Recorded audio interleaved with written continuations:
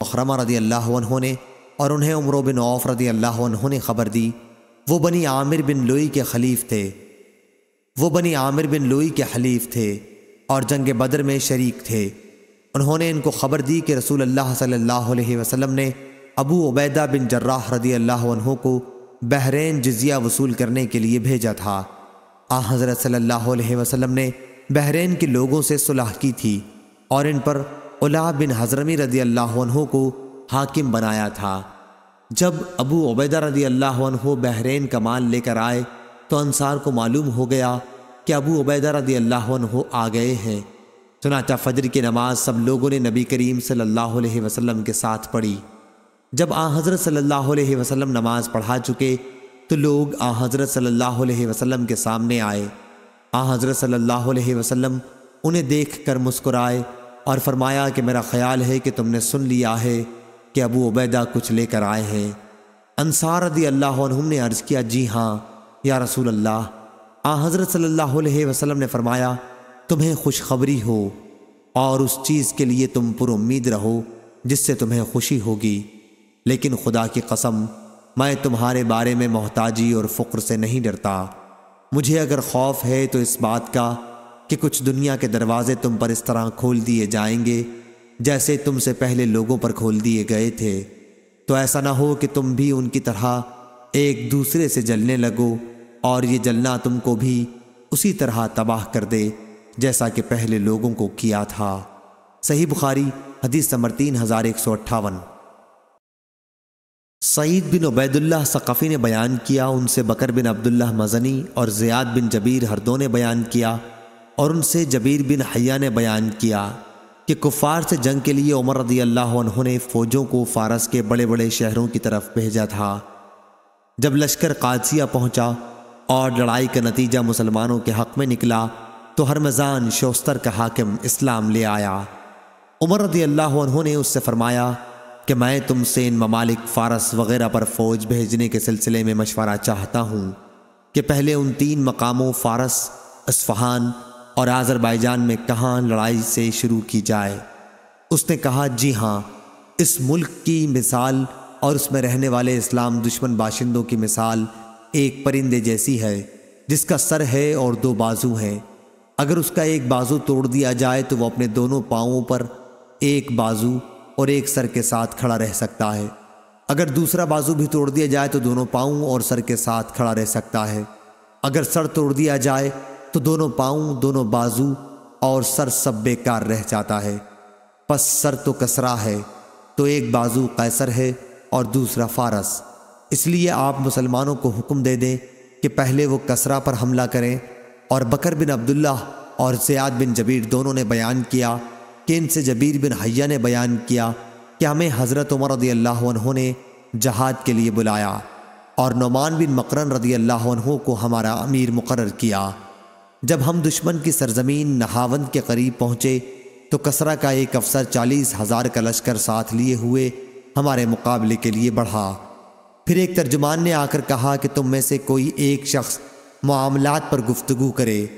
مغیرہ بن شعبہ رضی اللہ عنہ نے مسلمانوں کی نمائندگی کی اور فرمایا کہ جو تمہارے مطالبات ہوں انہیں بیان کرو۔ اس نے پوچھا، آخر تم لوگ ہو کون؟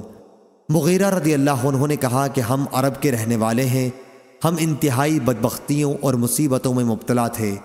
بھوک کی شدت میں ہم چمڑے اور گٹھلیاں چوسا کرتے تھے، اون اور بال ہماری پوشاک تھی اور پتھروں اور درختوں کی ہم عبادت کیا کرتے تھے۔ ہماری مصیبتیں اسی طرح قائم تھیں کہ آسمان اور زمین کے رب نے، جس کا ذکر اپنی تمام عظمت و جلال کے ساتھ بلند ہے، ہماری طرف ہماری ہی طرح کہ انسانی عادات و خصائص رکھنے والا ایک نبی بھیجا۔ ہم اس کے باپ اور ماں کو جانتے ہیں۔ اللہ کے رسول صلی اللہ علیہ وسلم نے ہمیں حکم دیا کہ ہم تم سے اس وقت تک جنگ کرتے رہیں جب تک تم صرف اللہ اکیلے کی عبادت نہ کرنے لگو، یا پھر اسلام نہ قبول کرنے کی صورت میں جزیہ دینا قبول کر لو۔ اور ہمارے نبی کریم صلی اللہ علیہ وسلم نے ہمیں اپنے رب کا یہ پیغام بھی پہنچایا ہے کہ اسلام کے لیے لڑتے ہوئے جہاد میں ہمارا جو آدمی بھی قتل کیا جائے گا وہ ایسی جنت میں جائے گا جو اس نے کبھی نہیں دیکھی، اور جو لوگ ہم میں سے زندہ باقی رہ جائیں گے وہ فتح حاصل کر کے تم پر حاکم بن سکیں گے۔ مغیرہ نے یہ گفتگو تمام کر کے نعمان سے کہا کہ لڑائی شروع کرو۔ صحیح بخاری حدیث نمبر 3159۔ نعمان نے کہا تم کو تو اللہ پاک ایسی کئی لڑائیوں میں حضرت صلی اللہ علیہ وسلم کے ساتھ شریک رکھ چکا ہے، اور اس نے لڑائی میں دیر کرنے پر تم کو نہ شرمندہ کیا نہ ذلیل کیا، اور میں تو حضرت صلی اللہ علیہ وسلم کے ساتھ لڑائی میں موجود تھا۔ آپ کا قاعدہ تھا اگر صبح سویرے لڑائی شروع نہ کرتے اور دن چڑھ جاتا تو اس وقت تک ٹھہرے رہتے کہ سورج ڈھل جائے، ہوائیں چلنے لگیں، نمازوں کا وقت آن پہنچے۔ صحیح بخاری حدیث نمبر 3160۔ ابو حمید سعدی رضی اللہ عنہ نے بیان کیا کہ رسول کریم صلی اللہ علیہ وسلم کے ساتھ ہم غزوہ تبوک میں شریک تھے۔ ایلا کے حاکم یوحنا بن روبہ نے حضرت صلی اللہ علیہ وسلم کو ایک سفید خچر بھیجا، اور آپ نے اسے ایک چادر بطور خلعت کے اور ایک تحریر کے ذریعے اس کے ملک پر اسے ہی حاکم باقی رکھا۔ صحیح بخاری حدیث نمبر 3161۔ ابو جمرہ نے بیان کیا، کہا کہ میں نے جویریہ بن قدامہ تمیمی سے سنا، انہوں نے بیان کیا کہ میں نے عمر بن خطاب رضی اللہ عنہ سے سنا تھا جب وہ زخمی ہوئے، آپ سے ہم نے عرض کیا تھا کہ ہمیں کوئی وصیت کیجئے، تو آپ نے فرمایا کہ میں تمہیں اللہ تعالیٰ کے عہد کی جو تم نے زمیوں سے کیا ہے وصیت کرتا ہوں کہ اس کی حفاظت میں کوتاہی نہ کرنا، کیونکہ وہ تمہارے نبی کا ذمہ ہے اور تمہارے گھر والوں کی روزی ہے کہ جزیہ کے روپیے سے تمہارے بال بچوں کی گزران ہوتی ہے۔ صحیح بخاری حدیث نمبر 3162۔ یحییٰ بن سعید انصاری نے بیان کیا کہ میں نے انس رضی اللہ عنہ سے سنا، انہوں نے بیان کیا کہ نبی کریم صلی اللہ علیہ وسلم نے انصار کو بلایا تاکہ بحرین میں ان کے لیے کچھ زمین لکھ دیں، لیکن انہوں نے عرض کیا کہ نہیں، خدا کی قسم ہمیں اسی وقت وہاں زمین عنایت فرمائیے جب اتنی زمین ہمارے بھائی قریش مہاجرین کے لیے بھی آپ لکھیں۔ حضرت صلی اللہ علیہ وسلم نے فرمایا جب تک اللہ کو منظور ہے یہ معاش ان کو بھی یعنی قریش والوں کو ملتی رہے گی، لیکن انصار یہی اصرار کرتے رہے کہ قریش والوں کے لیے بھی سندیں لکھ دیجئے۔ جب آپ نے انصار سے فرمایا کہ میرے بعد تم یہ دیکھو گے کہ دوسروں کو تم پر ترجیح دی جائے گی، لیکن تم صبر سے کام لینا تاکہ تم آخر میں مجھ سے آ کر ملو، جنگ اور فساد نہ کرنا۔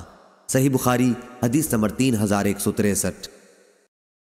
محمد بن منقدر نے بیان کیا کہ جابر بن عبداللہ رضی اللہ عنہ نے بیان کیا کہ رسول اللہ صلی اللہ علیہ وسلم نے مجھ سے فرمایا تھا کہ اگر ہمارے پاس بحرین سے روپیہ آیا تو میں تمہیں اتنا اتنا اتنا 3 لب دوں گا۔ پھر جب حضرت صلی اللہ علیہ وسلم کی وفات ہو گئی اور اس کے بعد بحرین کا روپیہ آیا تو ابو بکر رضی اللہ عنہ نے فرمایا کہ رسول اللہ صلی اللہ علیہ وسلم نے اگر کسی سے کوئی دینے کا وعدہ کیا ہو تو وہ ہمارے پاس آئے۔ چنانچہ میں حاضر ہوا اور عرض کیا کہ حضرت صلی اللہ علیہ وسلم نے مجھ سے فرمایا تھا کہ اگر بحرین کا روپیہ ہمارے یہاں آیا تو میں تمہیں اتنا اتنا اور اتنا دوں گا۔ اس پر انہوں نے فرمایا کہ اچھا 1 لب بھرو۔ میں نے 1 لب بھری تو انہوں نے فرمایا کہ اسے شمار کرو۔ میں نے شمار کیا تو 500 تھا۔ پھر انہوں نے مجھے 1500 عنایت فرمایا۔ صحیح بخاری حدیث نمبر 3164۔ ابراہیم بن طہمان نے بیان کیا، ان سے عبدالعزیز بن صہیب نے اور ان سے انس بن مالک رضی اللہ عنہ نے کہ نبی کریم صلی اللہ علیہ وسلم کے یہاں بحرین سے خراج کا روپیہ آیا تو آپ صلی اللہ علیہ وسلم نے فرمایا کہ اسے مسجد میں پھیلا دو۔ بحرین کا وہ مال ان تمام اموال میں سب سے زیادہ تھا جو اب تک رسول اللہ صلی اللہ علیہ وسلم کے یہاں آ چکے تھے۔ اتنے میں عباس رضی اللہ عنہ تشریف لائے اور کہنے لگے کہ یا رسول اللہ مجھے بھی عنایت فرمائیے، میں زیر بار ہوں، کیونکہ میں نے بدر کے موقع پر اپنا بھی فدیہ ادا کیا تھا اور عقیل کا بھی۔ حضرت صلی اللہ علیہ وسلم نے فرمایا کہ اچھا لے لیجئے۔ چنانچہ انہوں نے اپنے کپڑے میں روپیہ بھر لیا، لیکن اٹھ نہ سکا تو اس میں سے کم کرنے لگے، لیکن کم کرنے کے بعد بھی نہ اٹھ سکا تو عرض کیا کہ حضور صلی اللہ علیہ وسلم کسی کو حکم دیں کہ اٹھانے میں میری مدد کرے۔ حضرت صلی اللہ علیہ وسلم نے فرمایا کہ ایسا نہیں ہو سکتا۔ انہوں نے کہا کہ پھر آپ خود ہی اٹھوا دیں۔ فرمایا کہ یہ بھی نہیں ہو سکتا۔ پھر عباس رضی اللہ عنہ نے اس میں سے کچھ کم کیا، لیکن اس پر بھی نہ اٹھا سکے تو کہا کہ کسی کو حکم دیجئے کہ وہ اٹھا دے۔ فرمایا کہ نہیں، ایسا نہیں ہو سکتا۔ انہوں نے کہا کہ پھر آپ ہی اٹھا دیں۔ حضور صلی اللہ علیہ وسلم نے فرمایا کہ یہ بھی نہیں ہو سکتا۔ آخر اس میں سے انہیں پھر کم کرنا پڑا اور تب کہیں جا کے اسے اپنے کاندھے پر اٹھا سکے اور لے کر جانے لگے۔ حضرت صلی اللہ علیہ وسلم اس وقت تک انہیں برابر دیکھتے رہے جب تک وہ ہماری نظروں سے چھپ نہ گئے۔ ان کے حرص پر آپ صلی اللہ علیہ وسلم نے تعجب فرمایا اور آپ اس وقت تک وہاں سے نہ اٹھے جب تک وہاں 1 درہم بھی باقی رہا۔ صحیح بخاری حدیث نمبر 3165۔ عبد الواحد نے بیان کیا، انہوں نے کہا ہم سے حسن بن عمرو نے بیان کیا، انہوں نے کہا ہم سے مجاہد نے بیان کیا، اور ان سے عبداللہ بن عمرو رضی اللہ عنہ نے بیان کیا کہ نبی کریم صلی اللہ علیہ وسلم نے فرمایا، جس نے کسی زمیں کو ناحق قتل کیا وہ جنت کی خوشبو بھی نہ پا سکے گا، حالانکہ جنت کی خوشبو 40 سال کی راہ سے سونگھی جا سکتی ہے۔ صحیح بخاری حدیث نمبر 3166۔ سعید مقبری نے بیان کیا، ان سے ان کے والد ابو سعید نے کہ ابو ہریرہ رضی اللہ عنہ نے بیان کیا، ہم ابھی مسجد نبوی میں موجود تھے کہ نبی کریم صلی اللہ علیہ وسلم تشریف لائے اور فرمایا کہ یہودیوں کی طرف چلو۔ چنانچہ ہم روانہ ہوئے اور جب بیت المدارس یہودیوں کے مدرسے پہنچے تو حضرت صلی اللہ علیہ وسلم نے ان سے فرمایا کہ اسلام لاؤ تو سلامتی کے ساتھ رہو گے، اور سمجھ لو کہ زمین اللہ اور اس کے رسول کی ہے، اور میرا ارادہ ہے کہ تمہیں اس ملک سے نکال دوں، پھر تم میں سے اگر کسی کی جائیداد کی قیمت آئے تو اسے بیچ ڈالے، اگر اس پر تیار نہیں ہو تو تمہیں معلوم ہونا چاہیے کہ زمین اللہ اور اس کے رسول ہی کی ہے۔ صحیح بخاری حدیث نمبر 3167۔ سفیان بن عیینہ نے بیان کیا، ان سے سلیمان احول نے، انہوں نے سعید بن جبیر سے سنا اور انہوں نے ابن عباس رضی اللہ عنہ سے سنا، آپ نے جمعرات کے دن کا ذکر کرتے ہوئے کہا، تمہیں معلوم ہے کہ جمعرات کا دن، ہائے یہ کون سا دن ہے؟ اس کے بعد وہ اتنا روئے کہ ان کے آنسوؤں سے کنکریاں تر ہو گئیں۔ سعید نے کہا، میں نے عرض کیا، یا ابن عباس، جمعرات کے دن سے کیا مطلب ہے؟ انہوں نے کہا کہ اسی دن رسول اللہ صلی اللہ علیہ وسلم کی تکلیف مرض الوفات میں شدت پیدا ہوئی تھی، اور آپ صلی اللہ علیہ وسلم نے فرمایا تھا کہ مجھے لکھنے کا ایک کاغذ دے دو تاکہ میں تمہارے لیے ایک ایسی کتاب لکھ جاؤں جس کے بعد تم کبھی گمراہ نہ ہو۔ اس پر لوگوں کا اختلاف ہو گیا۔ پھر حضرت صلی اللہ علیہ وسلم نے خود ہی فرمایا کہ نبی کی موجودگی میں جھگڑنا غیر مناسب ہے۔ دوسرے لوگ کہنے لگے، بھلا کیا حضرت صلی اللہ علیہ وسلم بیکار باتیں فرمائیں گے؟ اچھا پھر پوچھ لو۔ یہ سن کر حضرت صلی اللہ علیہ وسلم نے فرمایا کہ مجھے میری حالت پر چھوڑ دو، کیونکہ اس وقت میں جس عالم میں ہوں وہ اس سے بہتر ہے جس کی طرف تم مجھے بلا رہے ہو۔ اس کے بعد حضرت صلی اللہ علیہ وسلم نے 3 باتوں کا حکم فرمایا کہ مشرکوں کو جزیرہ عرب سے نکال دینا، اور وفود کے ساتھ اسی طرح خاطر تواضع کا معاملہ کرنا جس طرح میں کیا کرتا تھا۔ تیسری بات کچھ بھلی سی تھی، یا تو سعید نے اس کو بیان نہ کیا یا میں بھول گیا۔ سفیان نے کہا، یہ جملہ تیسری بات کچھ بھلی سی تھی سلیمان احول کا کلام ہے، اور یہ تھی کہ اسامہ کا لشکر تیار کر دینا، یا نماز کی حفاظت کرنا، یا لونڈی غلاموں سے اچھا سلوک کرنا۔ صحیح بخاری حدیث نمبر 3168۔ سعید مقبری نے بیان کیا، ان سے ابو ہریرہ رضی اللہ عنہ نے بیان کیا کہ جب خیبر فتح ہوا تو یہودیوں کی طرف سے نبی کریم صلی اللہ علیہ وسلم کی خدمت میں بکری کا یا ایسے گوشت کا ہدیہ پیش کیا گیا جس میں زہر تھا۔ اس پر حضرت صلی اللہ علیہ وسلم نے فرمایا کہ جتنے یہودی یہاں موجود ہیں انہیں میرے پاس جمع کرو۔ چنانچہ وہ سب آ گئے۔ اس کے بعد حضرت صلی اللہ علیہ وسلم نے فرمایا کہ دیکھو، میں تم سے ایک بات پوچھوں گا، کیا تم لوگ صحیح صحیح جواب دو گے؟ سب نے کہا جی ہاں۔ آپ صلی اللہ علیہ وسلم نے دریافت فرمایا، تمہارے باپ کون تھے؟ انہوں نے کہا کہ فلاں۔ حضرت صلی اللہ علیہ وسلم نے فرمایا کہ تم جھوٹ بولتے ہو، تمہارے باپ تو فلاں تھے۔ سب نے کہا کہ آپ سچ فرماتے ہیں۔ پھر حضرت صلی اللہ علیہ وسلم نے فرمایا، اگر میں تم سے ایک اور بات پوچھوں تو تم صحیح واقعہ بیان کر دو گے؟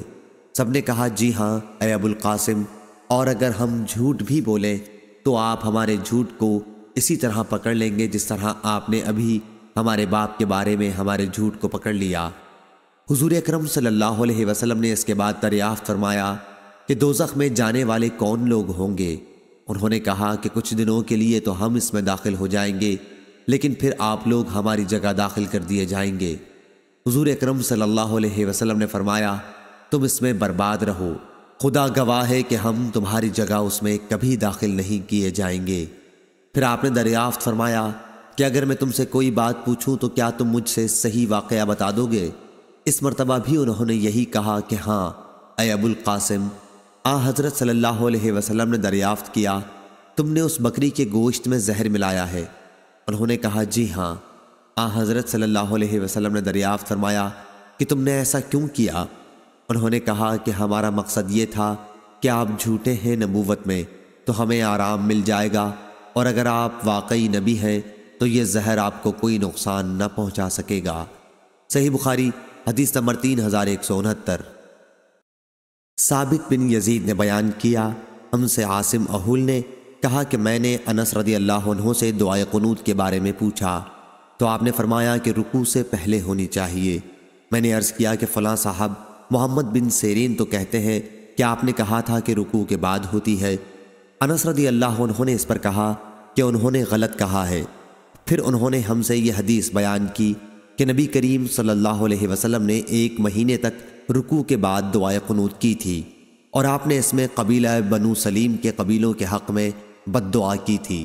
انہوں نے بیان کیا کہ حضرت صلی اللہ علیہ وسلم نے 40 یا 70 قرآن کے عالم صحابہ کی ایک جماعت، راوی کو شک تھا، مشرکین کے پاس بھیجی تھی، لیکن یہ بنی سلیم کے لوگ جن کا سردار عامر بن طفیل تھا ان کے آڑے آئے اور ان کو مار ڈالا، حالانکہ نبی کریم صلی اللہ علیہ وسلم سے ان کا معاہدہ تھا، لیکن انہوں نے دغا دی۔ حضرت صلی اللہ علیہ وسلم کو کسی معاملے پر اتنا رنجیدہ اور غمگین نہیں دیکھا جتنا ان صحابہ کی شہادت پر آپ رنجیدہ تھے۔ صحیح بخاری حدیث نمبر 3170۔